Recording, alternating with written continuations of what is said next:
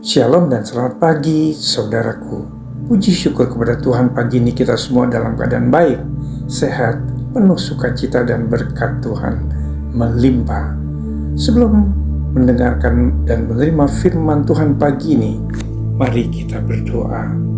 Tuhan, terima kasih untuk anugerah-Mu bagi kami. Kembali kami mau mendengarkan pesan-pesan firman-Mu pagi hari ini. Jamah hati kami Tuhan, agar kami dapat mengerti akan kehendak-Mu. Hanya di dalam nama Yesus kami berdoa. Amin. Tema renungan kita pagi ini adalah menghargai proses kehidupan.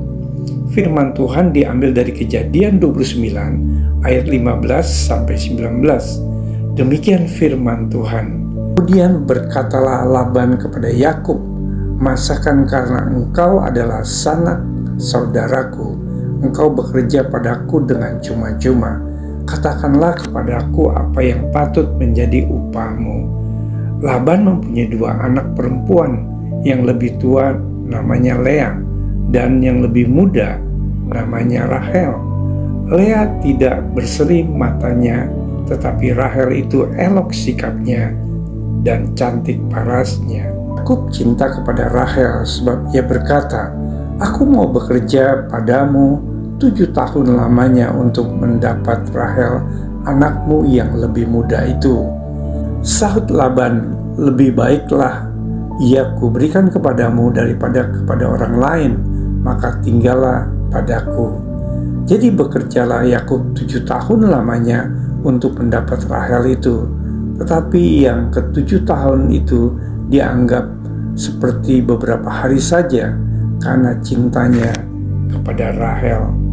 Saudaraku, membangun kehidupan yang dewasa dan memiliki karakter yang baik adalah impian setiap kita orang percaya. Untuk mengalami, tentu ada proses yang harus dijalani. Dalam perjalanan hidupnya, Yakub melalui jalan yang tidak mudah. Saat menjelang akhir hidupnya, Yakub jelas berkata bertahun-tahun hidupnya itu sedikit saja dan buruk adanya. Sosok Yakub yang lekat dengan kisah penipuan mengalami banyak sekali tragedi. Sejak muda ia menjadi pelarian dan terpisah dari keluarganya. 20 tahun lamanya ia diperdaya oleh mertuanya. Rahel, istrinya yang ia kasihi, meninggal di perjalanan. Ia juga sempat bergumul dengan Allah. Yusuf, anak kesayangannya, dijual dan bertahun-tahun ia hidup oleh penipuan anak-anaknya. Pada akhirnya proses demi proses yang Tuhan izinkan telah membentuk Yakub menjadi pribadi yang hatinya bersih. Pengalaman turut mendewasakan hidupnya hingga Yakub telah benar-benar mengenal Tuhan. Kedagingannya telah diganti dengan manusia batinia yang diperbaharui di masa tuanya. Yakub begitu berkarisma dan siap menghadapi kematiannya. Menjelang akhir hidupnya, ia sempat memohon berkat bagi Firaun serta memberkati anak-anak dan juga cucu-cucunya. Saudaraku, dalam diri kita ada sifat-sifat buruk yang perlu diubah hingga karakter kita kian serupa dengan Kristus. Apa yang Paulus katakan bahwa manusia batinia dibaharui dari sehari ke sehari, hendaknya juga benar-benar kita hidupi. Mungkin proses itu adalah kesulitan, penderitaan, atau luka-luka kehidupan yang begitu menyakitkan kita.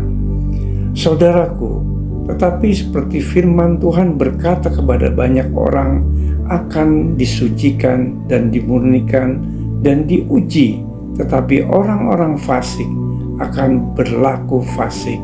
Tidak seorang pun dari orang fasik itu akan memahami, tetapi orang-orang bijaksana akan memahaminya. Karenanya, bertahanlah menghadapi proses yang sedang Tuhan kerjakan.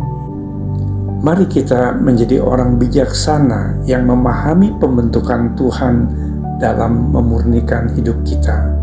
Bagaimanapun juga Tuhan menghajar kita untuk kebaikan, supaya kita beroleh bagian dalam kekudusannya. Saudaraku, hanya relakan hati kita untuk mengalami proses kehidupan dari Tuhan Yesus Kristus. Mari kita berdoa. Tuhan Yesus, terima kasih untuk renungan firman-Mu pagi ini. Tuhan, kami percaya Engkau adalah Tuhan yang sangat baik. Tolonglah kami ya Roh Kudus, agar kami diberi kemampuan dalam memahami proses Tuhan dalam kehidupan kami. Di dalam nama Yesus kami berdoa. Amin. Selamat beraktivitas. Tuhan Yesus memberkati.